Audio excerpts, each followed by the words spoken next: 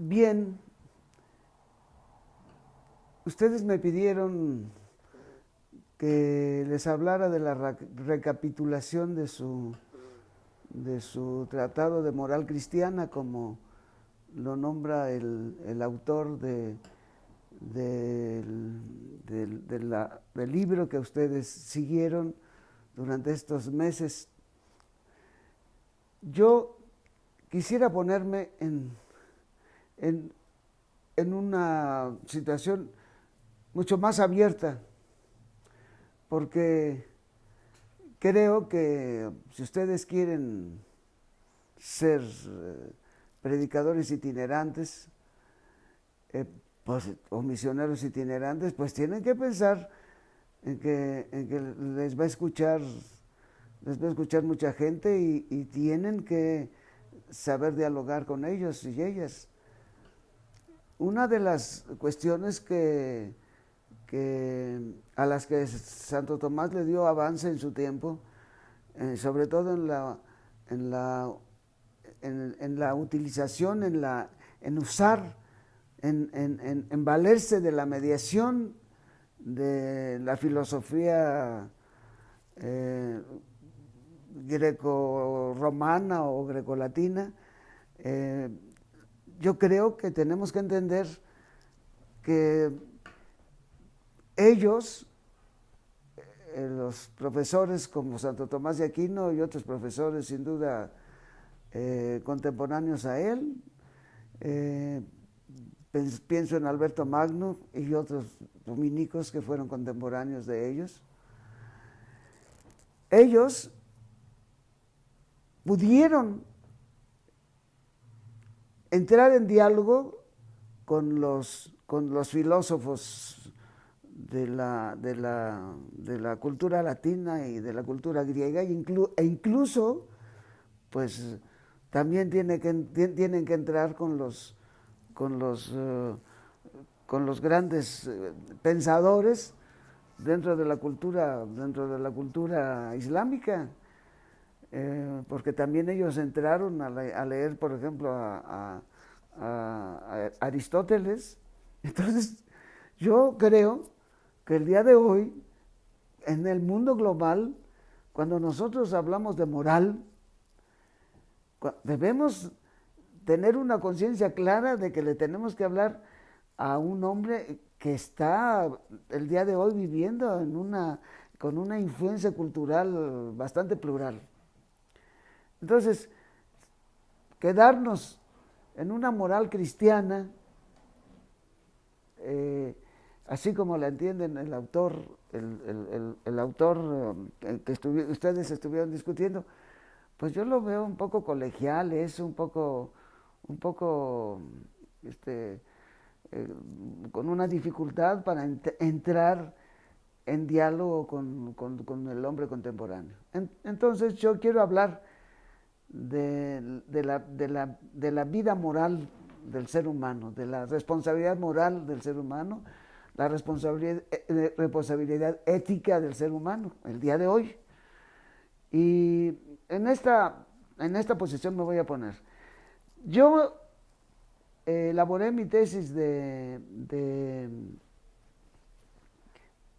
fundamentado siempre en Santo Tomás, mi tesis de licencia en teología, en las sindéresis, la conformación de las sindéresis, desde la tendencia a la verdad, ¿verdad? Y la tendencia al bien, tendencia a la verdad que está en la inteligencia, y la tendencia al bien que está en el apetito volitivo, en la voluntad. Desde allí yo me quiero situar para ayudarles a hacer, digámoslo así, una recapitulación de lo que ustedes estuvieron viendo durante estos meses. Creo que me puedo explayar mucho mejor. Y para ello yo tomo el prólogo a la segunda parte de la Suma Teológica que tiene Santo Tomás. Dice él: Cuando decimos que el hombre ha sido hecho a imagen de Dios, entendemos por imagen, como dice el Damasceno, ser dotado de inteligencia libre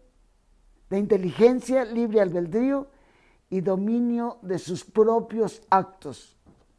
Esta última parte creo que la marca bastante el autor que ustedes estuvieron estudiando. Por eso dice, después de haber tratado del ejemplar, sigue diciendo Santo Tomás, de Dios y de cuánto produjo el poder divino según su voluntad, nos queda estudiar su imagen, es decir, el hombre, como principio que es también de sus propias acciones por tener libre albedrío y dominio de sus actos.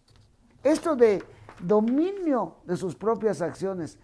Y cuando Santo Tomás habla de libre albedrío, Santo Tomás está hablando de la conjunción de la razón y de toda la parte, digámoslo así, de los apetitos. Él está hablando, Santo Tomás está juntando el tema de la libertad y el tema de el conocimiento de la intervención de la razón cuando habla de libre albedrío. Ahí está poniendo ambas potencias del hombre en el libre albedrío. Él une la voluntad y une la razón. Y me coloco desde esta definición que Santo Tomás hace del hombre, dotado de libre albedrío. Él habla de libre albedrío, antes del libre albedrío, habla de su inteligencia. Y el libre albedrío dice relación a la inteligencia y dice relación a la voluntad. Pero además la consecuencia de esto es el dominio sobre sus propios actos. Y esto a Santo Tomás le va a servir para hablar de cómo todas las criaturas, empezando por la criatura racional, que tiene dominio sobre sus actos, tienen una tendencia a un fin. Omne agit propter finem. Hay un principio en donde todo lo que se mueve por un fin, y lo marca muy bien el autor en el que ustedes estuvieron basando su reflexión durante estos meses. Esto es algo fundamental que nosotros tenemos que entender si queremos proyectar nosotros, digámoslo así, el pensamiento de Santo Tomás de Aquino en el orden moral, ¿verdad? Si queremos proyectarlo nosotros ya en una acción misionera, en una dimensión de predicadores del Evangelio, en una dimensión de pues tomar el mundo que el día de hoy tiene un movimiento. Yo espero que esta definición que ustedes le dan a la misionariedad de la orden, de tomarla como una misionariedad itinerante, yo lo quiero entender como algo en donde ustedes se quieren, digamos, unir a este dinamismo que tiene el mundo de hoy.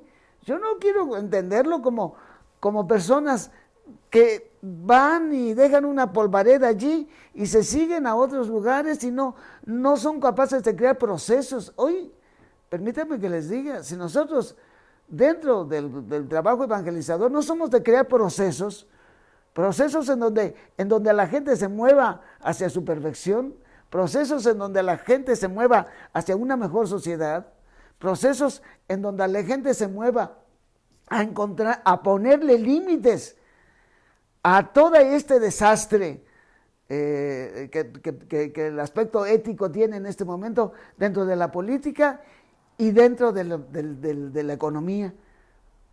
Ya no podemos nosotros seguir soportando que los políticos y los que están moviéndose dentro del mundo financiero y de los que se están moviendo dentro del mundo empresarial y los que se están moviendo dentro de todo aquello que es que toca el destino de la humanidad, que toca el destino de la vida humana. Y ya no podemos seguir moviéndonos por ocurrencias. Este orden tiene, el mundo tiene un orden racional. El mundo es producto de Dios, que es una mente en donde existe un proyecto para él. Y nosotros, los seres humanos, dentro de ese mundo, también tenemos un proyecto que está en la mente de Dios. Entonces, cuando Santo Tomás marca que el hombre es dueño de sus actos y que tiene libre albedrío, Santo Tomás tiene digámoslo así, cuando habla de cómo el ser humano tiene que irse perfeccionando en sus potencias, tiene que ir teniendo dominio sobre desde su inteligencia sobre sí mismo, y después no tener un dominio indiscriminado en el mundo. Esto es cuando la Sagrada Escritura dice que el Señor dotó al hombre con dominio sobre la criatura, pero no es un dominio absoluto. No, el Papa acaba de decirnos en la Laudato Si que no es un dominio absoluto el que tiene el ser humano sobre la creación, sobre la naturaleza. En la naturaleza hay también unos límites, porque también tanto los seres irracionales, pero que tienen vida, como los seres que son, digámoslo así, los que no tienen, no están dotados de un movimiento, digamos, de migración, sino pero que tienen una tendencia hacia un fin. También nosotros encontramos una tendencia hacia un fin en el mismo movimiento del firmamento. Fue el gran hallazgo que hizo Einstein para separarse de esta incapacidad, vamos a decir, que en el idealismo kantiano había para la comprensión también de comprender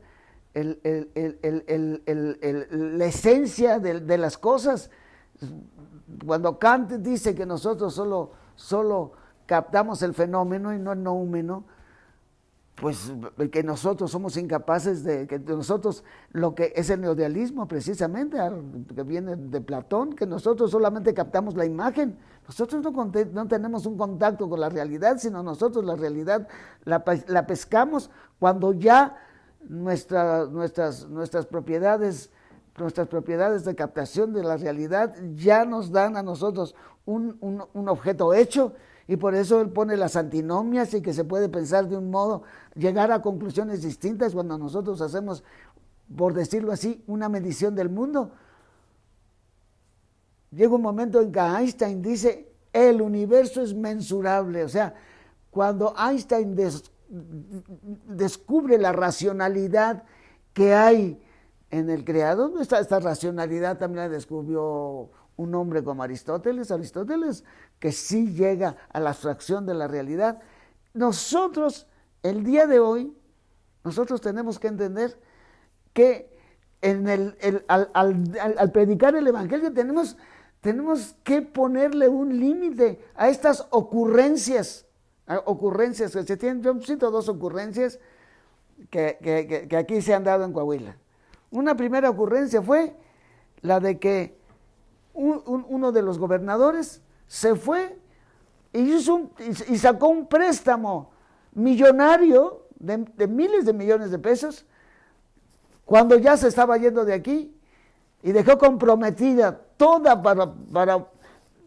comprometido al Estado con una deuda que ni en 3 años, ni en 30 años le vamos a pagar, y que se lleva un alto porcentaje de la asignación de la dotación que le da la Federación a este Estado.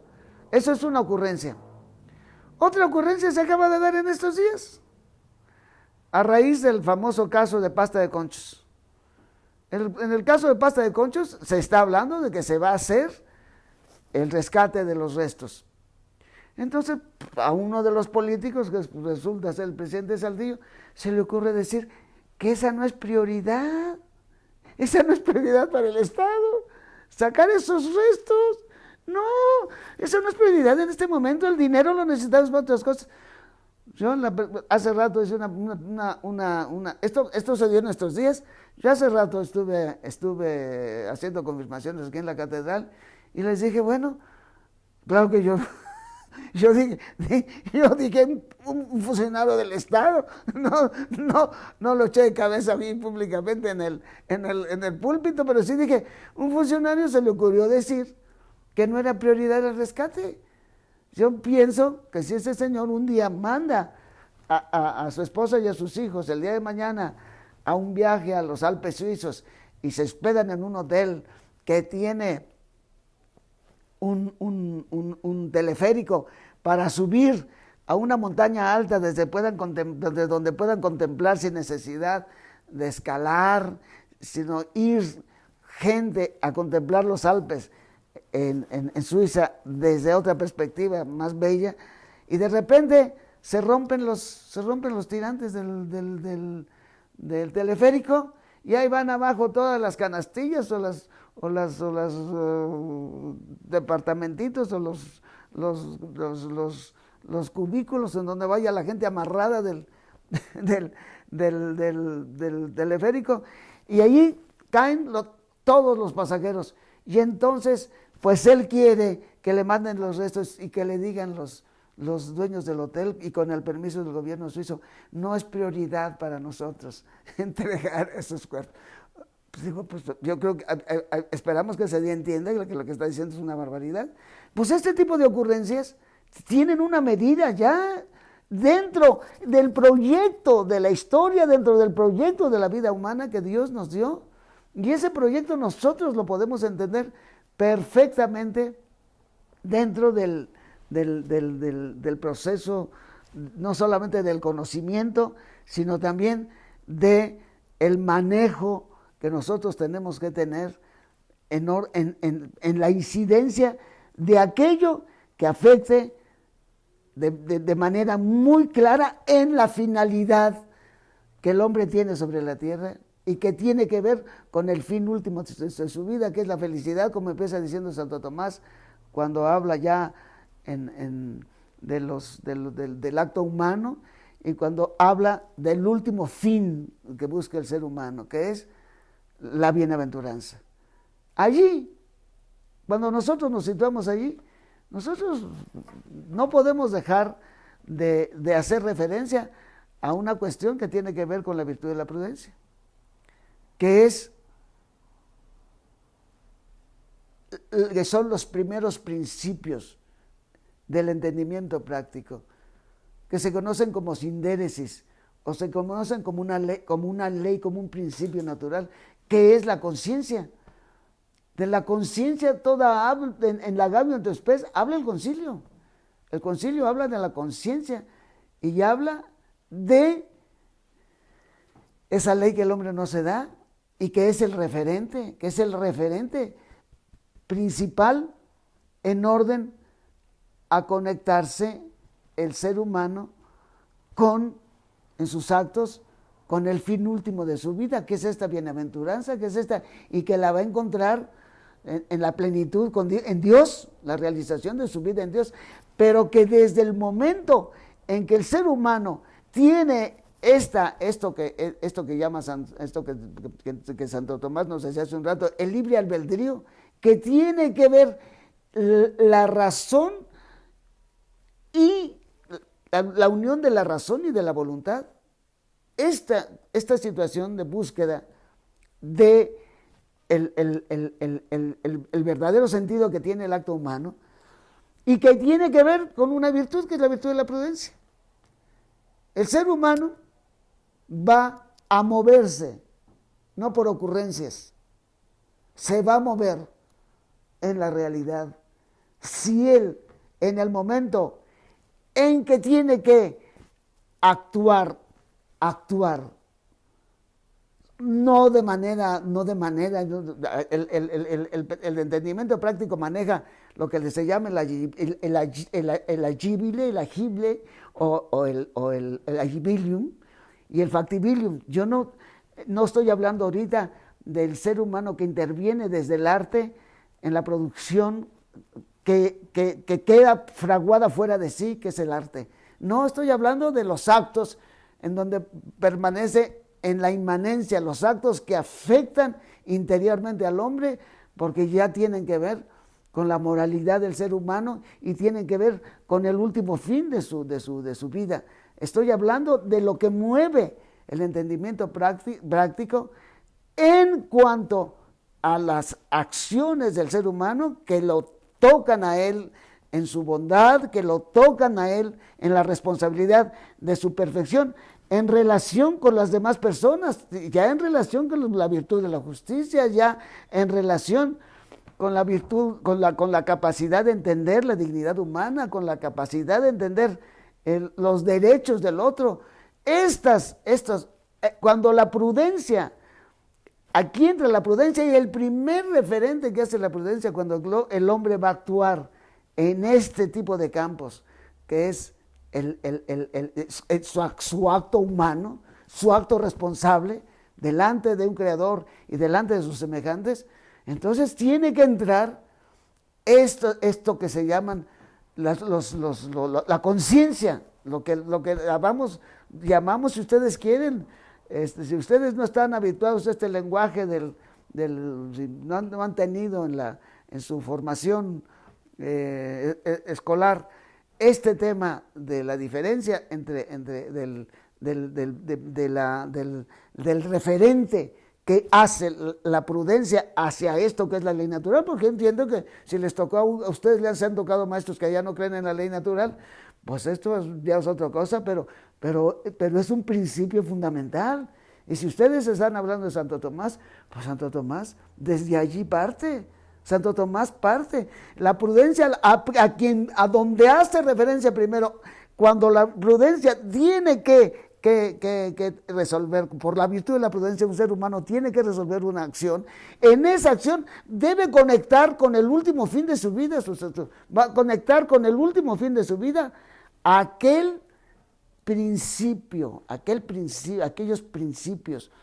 que los hemos entendido, al menos en mis clases de moral. Yo aprendí que los famosos 10 mandamientos son esos primeros principios que el hombre tiene, que se reducen, ¿verdad?, entre los filósofos: haz el bien y evita el mal. Estos principios en donde el ser humano tiene que unirse con el último fin de su vida y que va a dar cuenta de eso, están en su conciencia. Están en su conciencia, y de hecho seguimos diciendo esto. La conciencia es algo que se sigue imponiendo dentro de nosotros. Yo me acuerdo que a don Samuel Ruiz le escuché hablar de la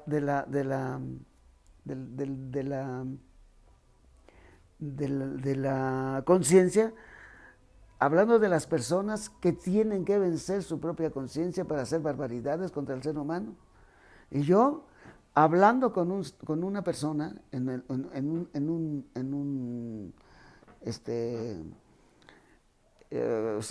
un cerezo, esta persona había sido cocinero, lo habían metido a la cocina cuando estuvo en la cárcel. Meter a alguien a la cocina es desbaratar a los asesinados, y él estaba en una cárcel. Es famosa esa historia aquí en Coahuila, es famosa esa historia, en donde se utilizó una cárcel como cuartel de un cártel. Y entonces allí desaparecieron gente, allí metieron gente. Es famoso ese episodio aquí en Coahuila, es famosísimo, en donde hicieron desaparecer gente a través de un cerezo, de un lugar de internamiento de prisioneros. Y allí los obligaban a hacer eso que en otros lugares también hacen, esto de encontrar fragmentados muchos huesos y además calcinados. Pues esto es famoso, eso, la desaparición de personas por medio de la destrucción total del cuerpo de la persona. y yo me encontré con una persona, y además otro me había dicho ya que había sido parte de un cártel, y que dijo, la peor cosa que le pueden poner a hacer a usted es meterlo a la cocina. ¿Por qué? Porque es prácticamente desaparecer seres humanos cocinándolos como mejor se los...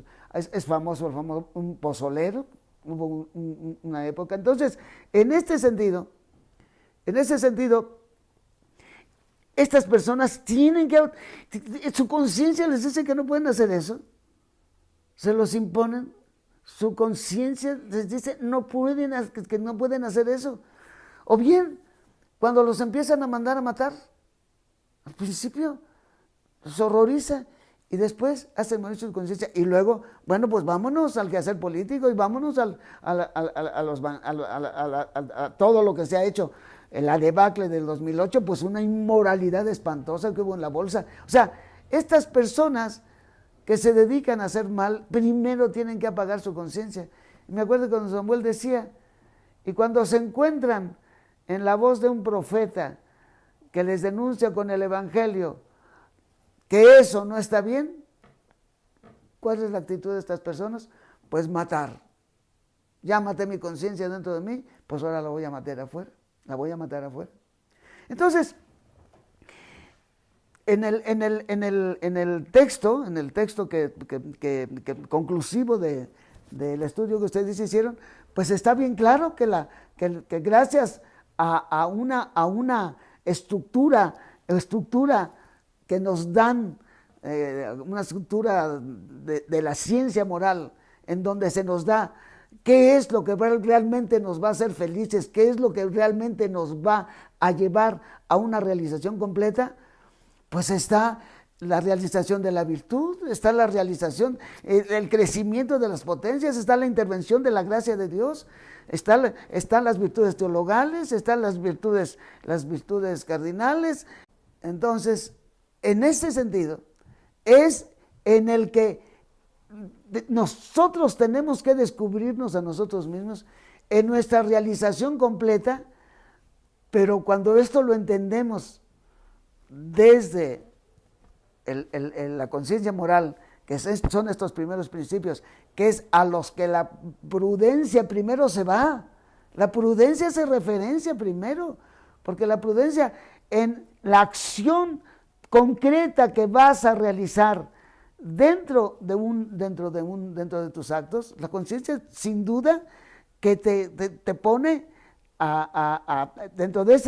estás dentro de un panorama, y por supuesto que tienes que conocer, no es universal, tú tienes que conocer de manera precisa dentro del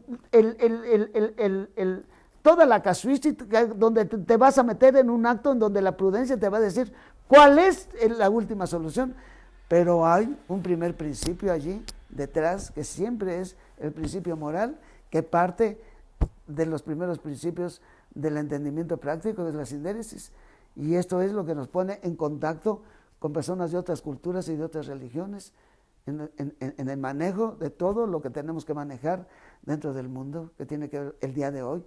La virtud de la prudencia, que nos ayuda a alcanzar un fin práctico que tiene que ver con la realización correcta de nuestros propios actos humanos y una decisión correcta dentro de lo que implica, digamos, la afectación, y estoy hablando de la afectación que puede ser positiva, o si estamos haciendo una decisión mala, es negativa alrededor de nosotros.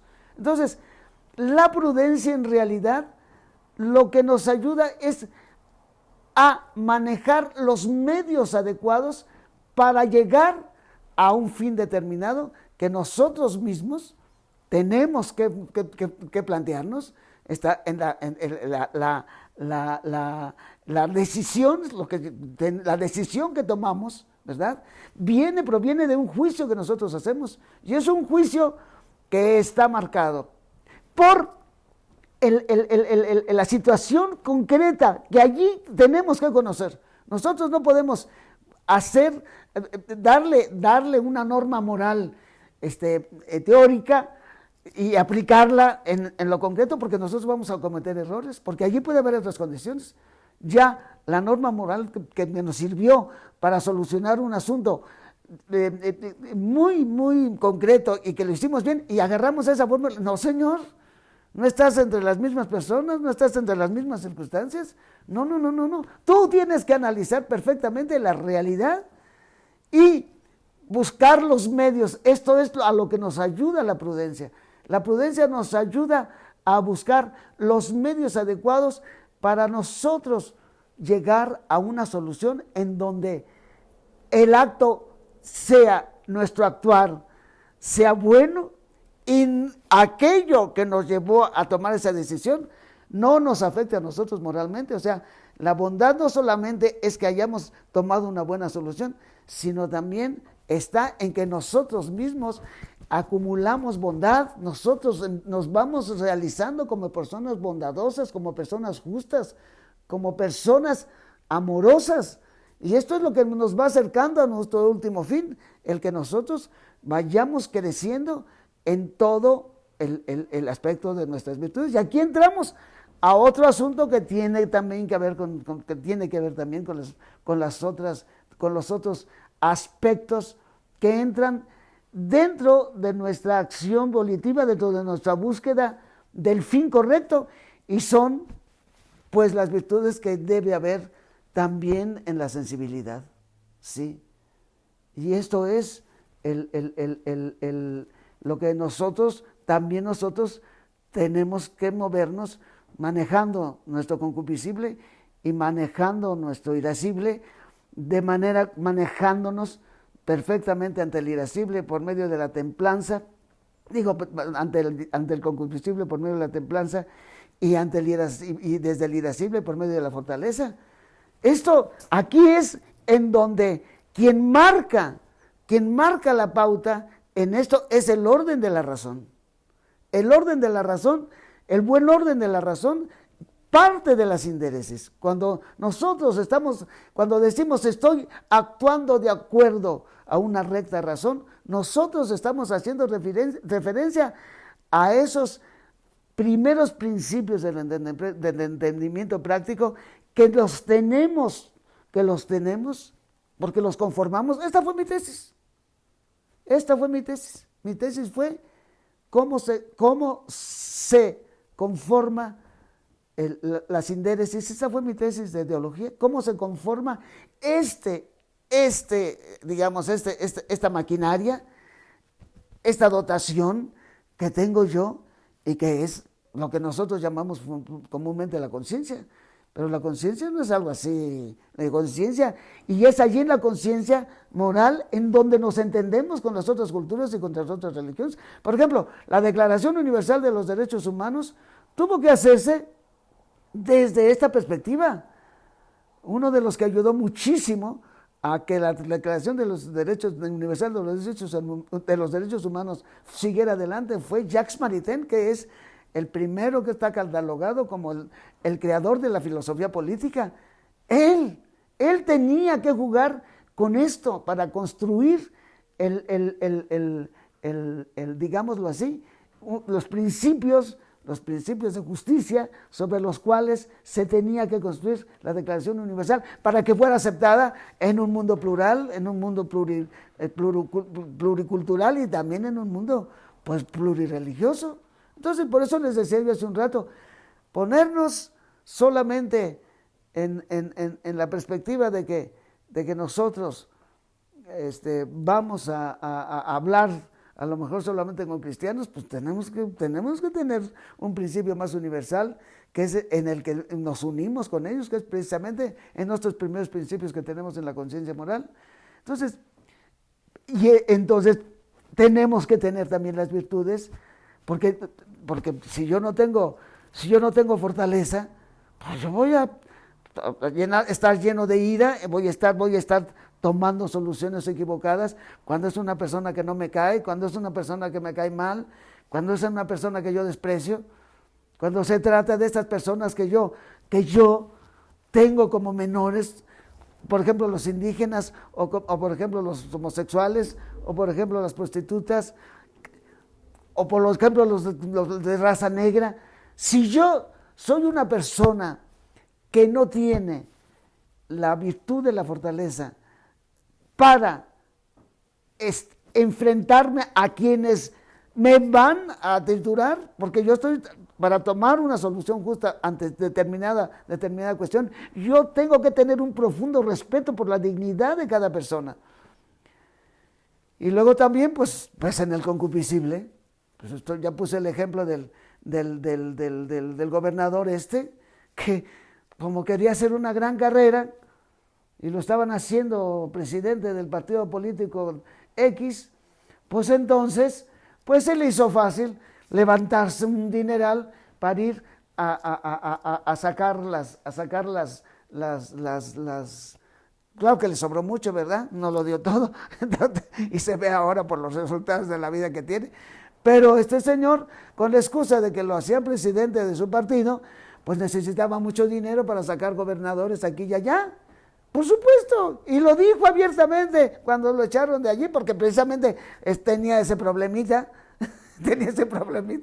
el problemita del dineral que de aquí sacó y dejó en bancarrota, está para 30 años por lo menos. Entonces, allí viene precisamente el que todos nuestros actos también están moderados por las virtudes en nuestras pasiones, por las virtudes en el control de nuestras pasiones que tienen que ver con el irascible y el concupiscible. En este sentido, hay no es tan fácil, Bueno, yo estoy apeteciendo el bien y tenemos, por eso Santo Tomás habla de los pecados y los vicios, y junto con las virtudes, él trata todo el resto de las cosas, todo lo que se va a oponer a nuestra acción virtuosa. Por ejemplo, en este momento, les quiero decir, y esto se da entre nosotros los padrecitos, y entre nosotros los obispos, y entre los frailes, tenemos una falta de fortaleza para defender la vida humana, para defender el planeta. Entonces, sí, nosotros estamos pecando de cobardía. En la iglesia tenemos un silencio terrible, y además nos molestamos porque hay alguien que esté hay alguien que esté metido allí. Y luego también otra cosa que es pues que nos inunda la pereza, Yo por eso, cuando ustedes hablan de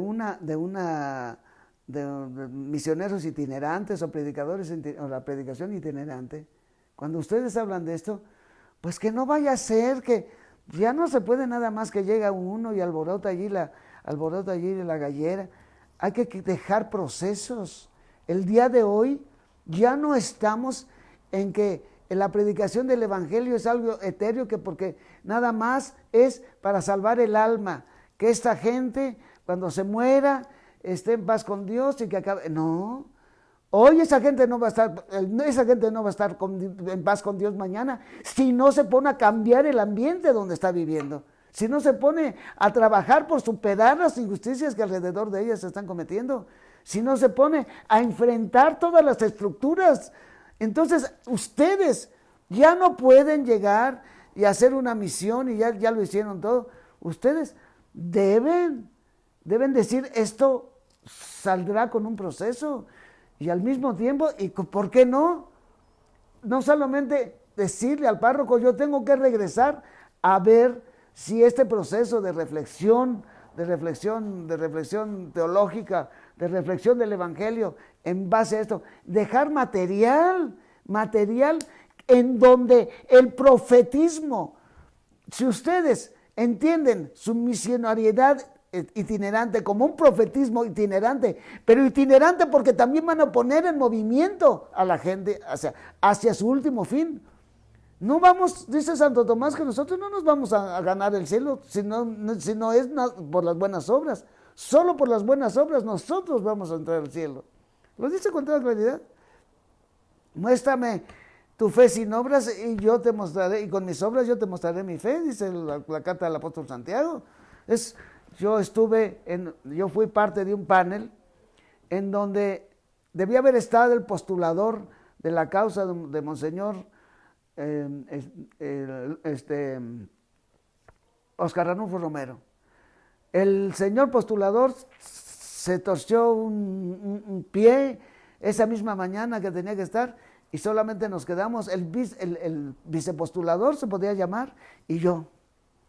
Entonces, el vicepostulador habló de que todavía se tenía la idea de martirio si tú no habías, te habían pedido que renegaras de tu fe y que tú te habías negado y habías dicho yo creo en Jesús, o sea, que la fe solamente se profesaba con palabras, en donde tú dijeras yo creo en Jesucristo, pero allí sacaron uno de los artículos de la cuestión sobre el martirio de Santo Tomás de Aquino, y eso fue por lo que lograron decir, no, dice, don Óscar Arnulfo Romero es mártir por la vida, el modelo de vida que él defendía, por la vida que él llevaba, que es la vía de la justicia, la vía del respeto a los demás. Entonces, no solamente se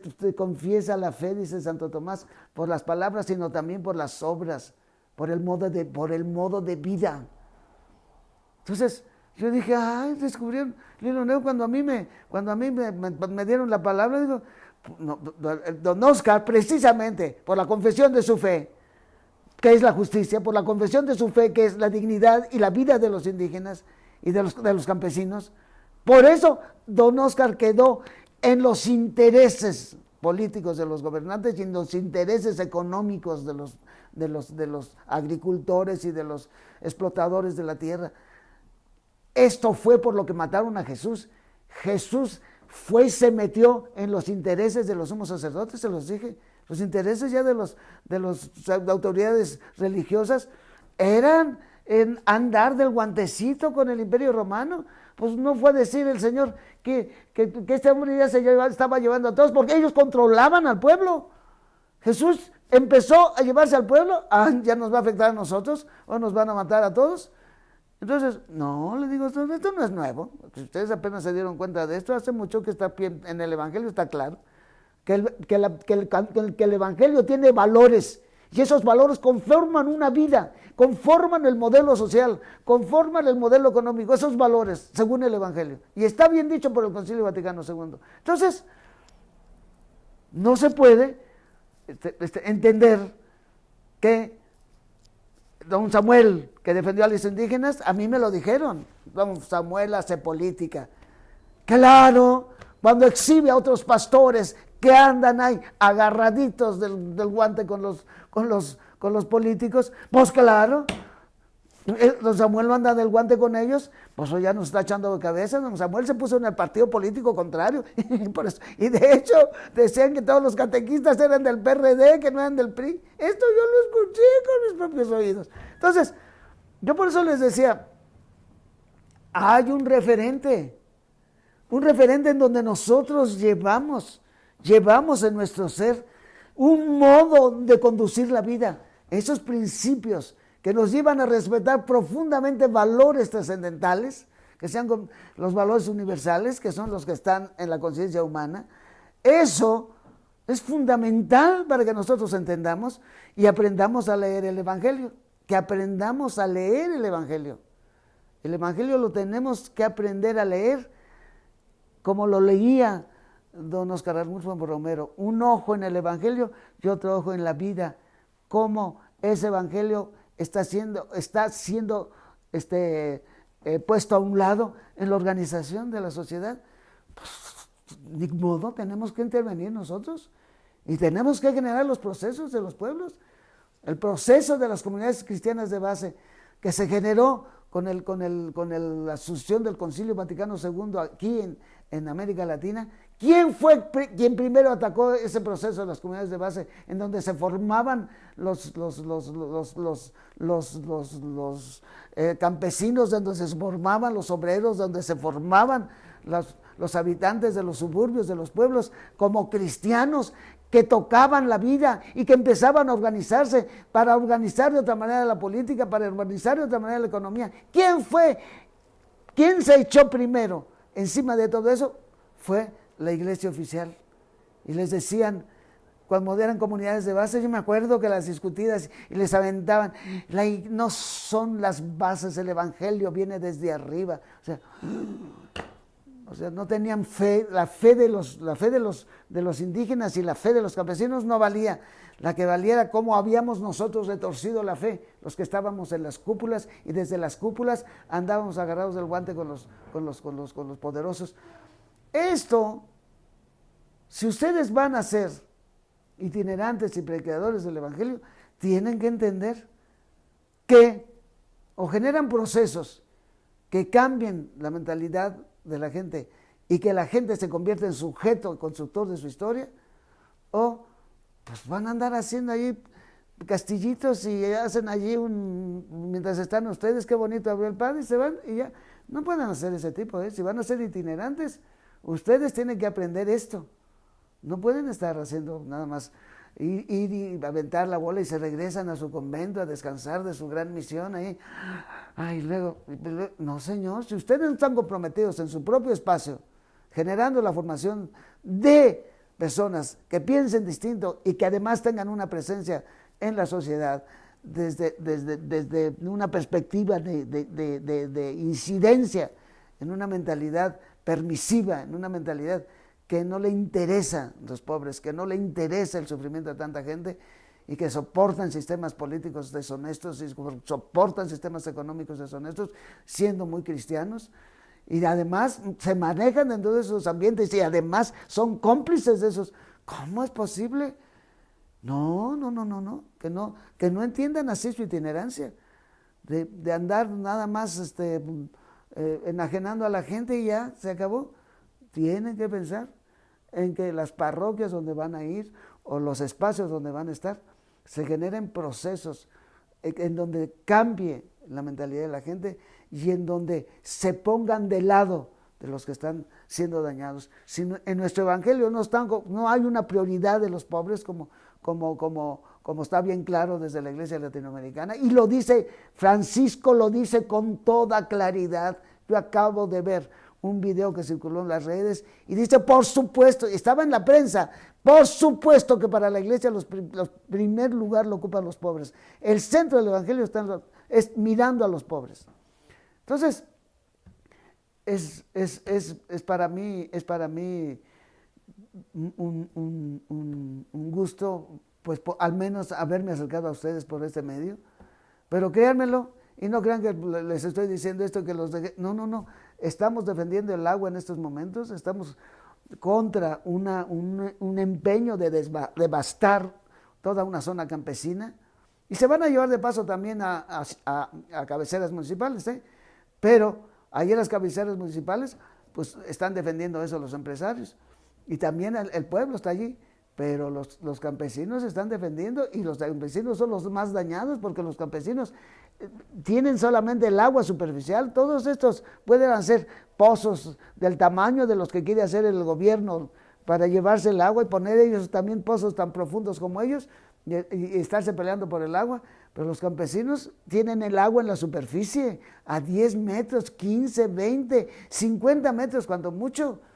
Pues todavía pueden arreglárselas para tener agua, pero si les van a dejar así, van a quedarse en la... Entonces tenemos una acción contra esto, en donde yo tengo que estar. Esta es la razón por la que desgraciadamente no pude estar personalmente con ustedes, porque el tete a tete era lo más interesante, pero pues nos vemos en otro espacio, si quieren. Bien, pues que disfruten mucho su vida dominicana y que Santo Domingo les llene de profetismo, les llene de coraje, de una parresía invencible, y que podamos cambiar a México. Esto es importantísimo, y el mundo de hoy.